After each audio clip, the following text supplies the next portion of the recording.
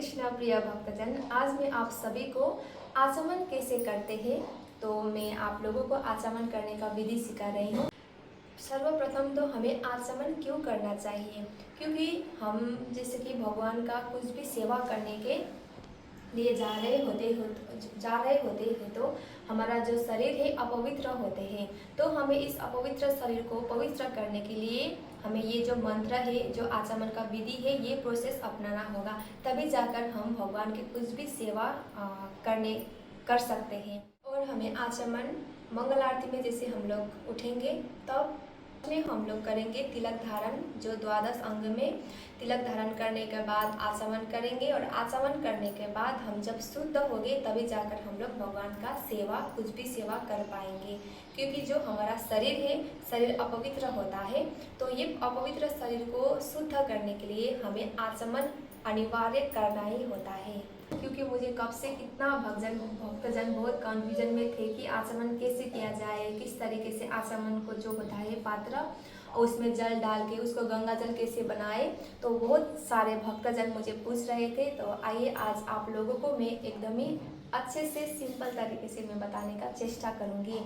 आचमन करने से पहले सबसे पहले तो हमें चाहिए एक आसन, जो आपके घर में जिस भी तरीके का आसन की बनता है अवेलेबल है, ऐसा बिछाकर एक पात्र लेना चाहिए इसी तरीके से, या ऐसा ना भी हो तो किसी चम्मच में और ग्लास में पानी डालकर आप रख सकते हैं। और ये जो जल है आपको हर एक दिन डेली चेंज करना पड़ेगा, सुबह एक टाइम।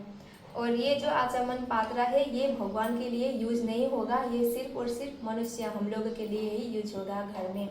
तो सुबह जब पानी फर्स्ट में चेंज करेंगे तो हमें इस जल को, और फर्स्ट में तो नॉर्मल जल ही होगा जब आप लोग धारा से लेकर आएंगे, तो उसके बाद हमें क्या करना चाहिए कि ये जल को गंगा जल बनाना पड़ेगा। तो इसके लिए प्रथम हमें दाहिने हाथ का ये जो फिंगर है, ये जो औंगला है, ये इसमें रखना पड़ेगा।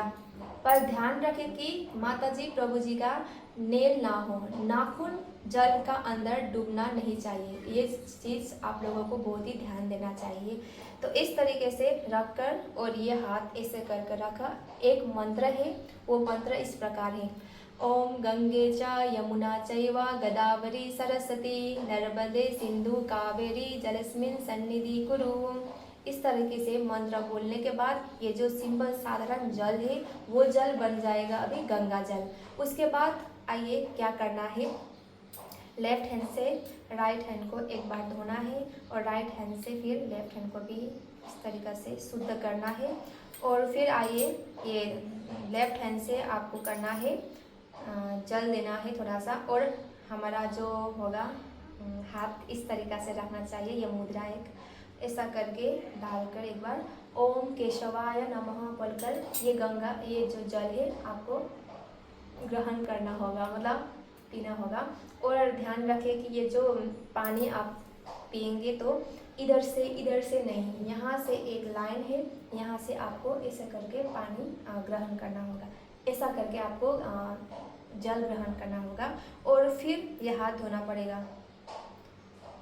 फर्स्ट में ओम केशवाय नमः, ओम नारायण नमः, ओम माधवाय नमः करके लास्ट में श्री विष्णु श्री विष्णु श्री विष्णु करके।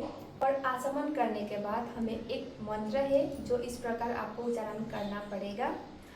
ये मंत्र है ओम तद्विष्णु परम पदम सदा पश्यति सूर्यो दिविव चक्षुरातम तद विप्रासो विपर्ण्यो जागृवंशा संविधन्ते विष्णु यत् परम पदम। हरे कृष्णा। तो ये मंत्र करने के बाद हम शुद्ध होंगे, तब जाकर हम भगवान के कुछ भी मतलब सामान टच कर सकेंगे, भगवान को पूजा कर सकेंगे। तो आपको नामहट्ट किताब में भी मिल सकते हैं। नामहट्ट किताब का जो पेज नंबर है हिंदी में है 180 पेज। हरे कृष्णा। तो मैंने आप सभी को एक सिंपल तरीके से आचमन कैसे किया जाए अपने शरीर को कैसे शुद्ध किया जाए, ये विधि मैंने आप लोगों को इस वीडियो के मार्फत से बता दे दिया है। तो यदि आप लोगों में से किसी भी जन को फिर से क्वेश्चन पूछना है, किसी भी चीज़ जानना है, तो मुझे क्वेश्चन कर सकते हैं कमेंट बॉक्स में।